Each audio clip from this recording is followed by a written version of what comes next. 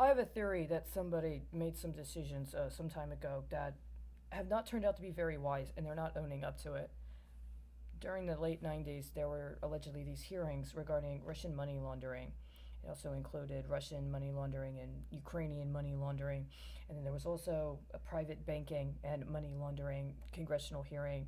These were actually very monumental, I contend, because that was around the time that there were also changes to the Anti Terrorist and Effective Death Penalty Act that also made changes to the Anti Money Laundering Statute.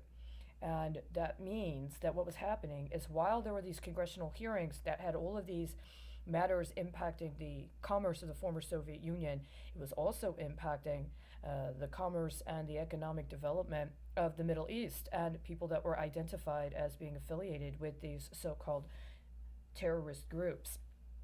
And at the time, I did not know much about the Russian organized crime and the Ukrainian. That was not something I was very focused on outside of its connection with another transnational nexus of human trafficking.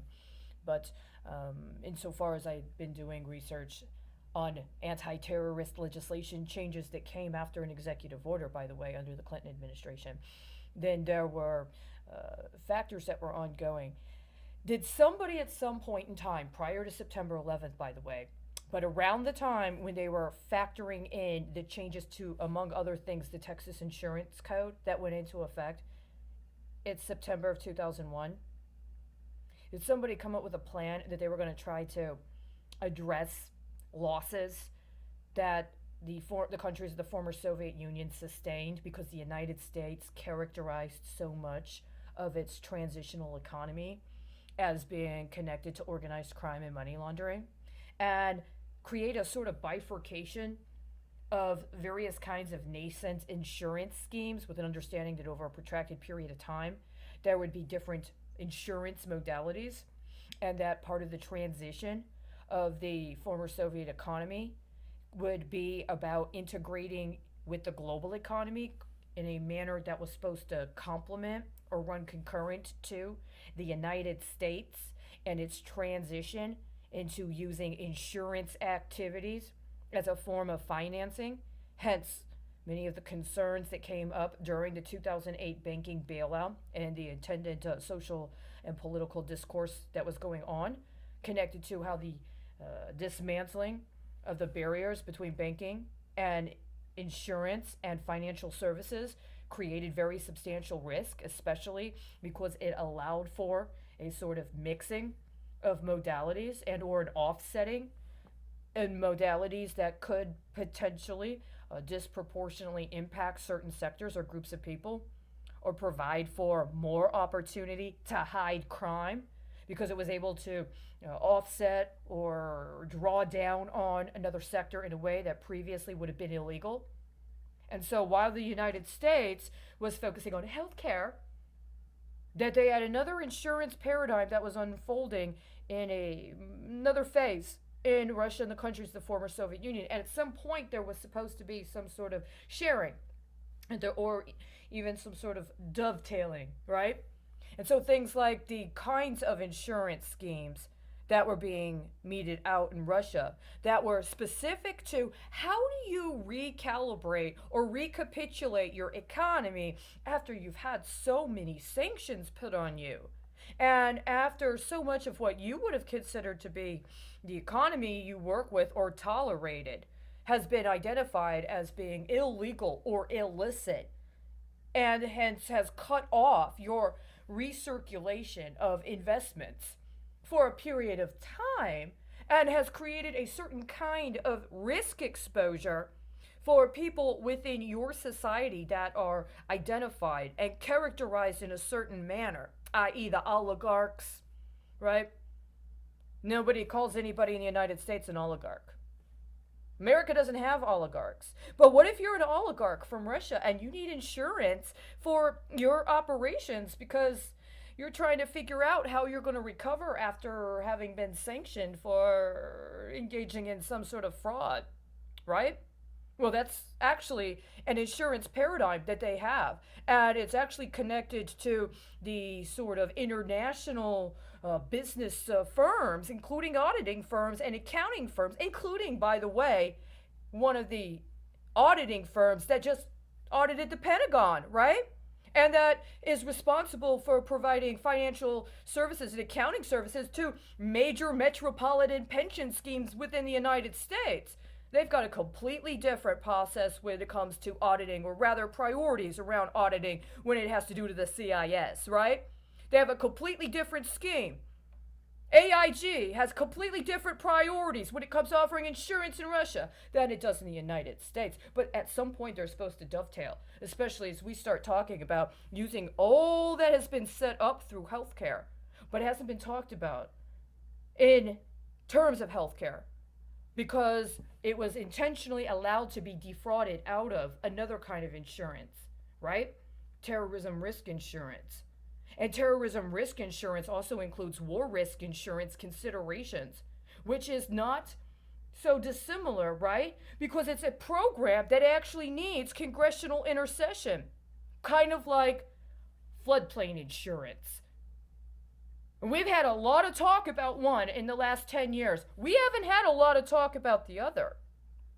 But within the terrorism risk insurance paradigm that they came up with after September 11th, there were a lot of considerations of what is now being marketed as private insurance that's in high demand, like sexual harassment insurance, like cyber insurance, including municipal cyber insurance, because nobody wants to talk about what actually creates these so-called hacks, these so-called attacks based on so-called hacking. What does it actually mean? We haven't been honest about what relationship cyber insurance has to healthcare or medical insurance, and how that factors into public financing, and how public financing is basically used as insurance to cover defaults on private entities that use the municipalities in order to engage their business operations. But at the end of the day, who actually audits that? Who actually pays the taxes on that? Who audits the taxes on that? Who assures that municipalities are actually being compliant with the terms they put forth when they agree to engage in the initial prospectus and the initial efforts to get financing for the municipalities, to assure that those benchmarks are being met and those standards are being met, that the collateral basis is adequate and accurate and not going into areas that it shouldn't be, and risking that it can get away with leveraging that, because nobody's going to call them out on it. And if they do, well, they can just offset their losses to their Russian subsidiaries, right? And that's how it is that so many things that happen on a certain level end up having direct correlation with the United States. It looks like Russia's hacking us. Well, they came from Russia. Did they really come from Russia? Did they really come from Russia? Or were they part of some sort of group insurance policy that included Russian assets? So when the United States did not meet, or entities within the United States did not meet its benchmarks and did not meet its requirements in order for that circulation to be able to flow, then if they weren't able to comparably assure a default within the network, then it ended up drawing on the default. It ended up defaulting here. So this is part of how this leveraging works. If you don't make your deal and somebody else does, well, then you get busted for it. And if you've got people that are being harvested, if you're actually ascribing human beings as your capital asset, or using us as your collateral for your financing, and you don't meet your benchmark and you don't do your deal, well, somebody's got to pay for it, especially if you're doing a real-time transaction. And that's exactly what happened with the Colonial Pipeline. You need to be honest about what that was. That was not a hack. It was a bad deal that they tried to dump. And everything since that happened has been a huge, giant cover-up. And the problem is, I think you're expecting for the Russians to pay for the insurance. The kind of insurance you need to draw on to cover that, we don't deal with that in the United States the same way, do we? We haven't dealt with that for a long time. And that's why all these pipelines and factories are getting blown up in other parts of the year since last July, just like they were here. But see, here, you capped the liability when it came to the workers' comp claim. You can offset it somewhere else when you swap that model out last summer, and you swapped all those options out last summer. Well, did you give the Ukraine and the disputed territories of that area your book on workers' comp insurance? I don't think you did. Right? So now we're in this really significant peril because since April, we've been in default on the terrorism risk insurance program. And I believe it was absolutely intentional. That's why Joseph Biden is allowed to masquerade as if he's president. And that's why, honestly, he hasn't been impeached. And nobody's actually done what they should have done, which is compel a repeal of numerous alleged executive orders that are absolutely atrocious and unacceptable. You see, it's kind of hard after a certain point in time to have sympathy with federal workers up to and including people that work for the people, like Congress and the Senate, or even members of the court, or even members of the cabinet. If in fact you've been required, as I understand you have, based upon my own understanding of what's in some of those executive orders, to commit yourself to agree to cooperate with unconscionable acts, illegal acts. And maybe somebody tries to justify because you're supposed to have been normalized under Trump and Obama and before that, right? If you've been sworn to or pledged to serve the president in commission of crime, you're actually not constitutionally justified to do that. And I know already that especially within his first 30 days, he issued numerous executive orders that were blatantly unconstitutional, and he hasn't stopped. And nobody's brought any charges. I've found one effort at a request for articles of impeachment signed by one person. You tried to rake her over the coals for the last month. For what? The truth of the matter is, I believe you're only allowing Joseph Biden to do what he's doing because he was allowed to be the author on that bill that provided the backing for one of the biggest insurance policies in the history of the world. And it defaulted in April, and you're not telling anybody what that means. There were certain things you had to do in order to meet the anniversary that came this past August. You didn't meet it. And now everything since then has been some sort of pageant.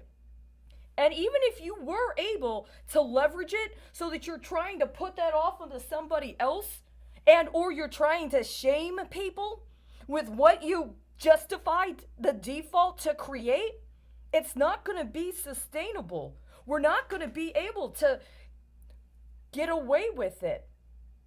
So if I'm correct, then what happened is that it's gotten that exacerbated, that this is part of what COVID is. You split the baby in half. And you gave half to one group of alleged mobsters, and you gave half to one group of alleged, business leaders.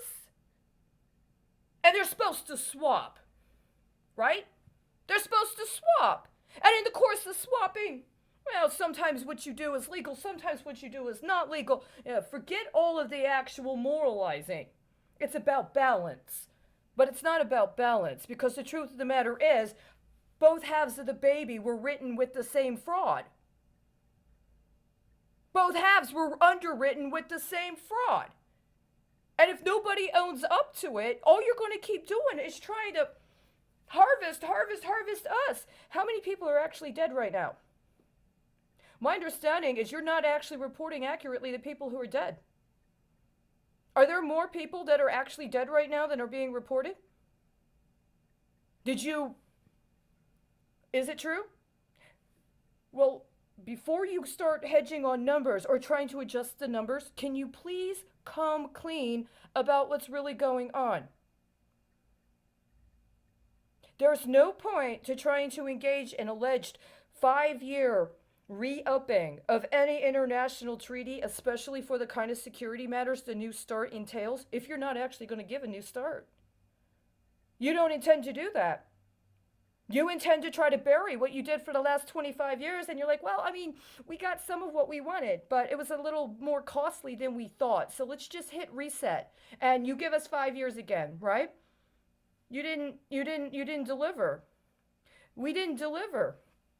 The United States didn't deliver. And we cannot afford to let the people who said they were too big to fail not fail. They're not too big to fail. We were too big to let them get away with saying that they were us. See, that's the problem. They didn't actually pay for any of that debt. They didn't actually do anything they needed to do to get correct with what they set up and got busted for in 2008. They just stole from us. And they're trying to do it again. And the evidence is that I just found what you guys did with my public comment that you wouldn't let me post. That's a lot of money. And a lot of people at a very fancy convention in another country, in another part of the world, they got one crazy woman. It's got no one talking to her. That's being drawn down to finance what you apparently, you did not do what you needed to do. And what you needed to do, at least in some part, could have been a part of an actual dialogue where you not to have tried to squirrel me away and stolen from me again, and then just tried to say it was somebody else that was doing whatever you ended up doing instead of what you needed to do.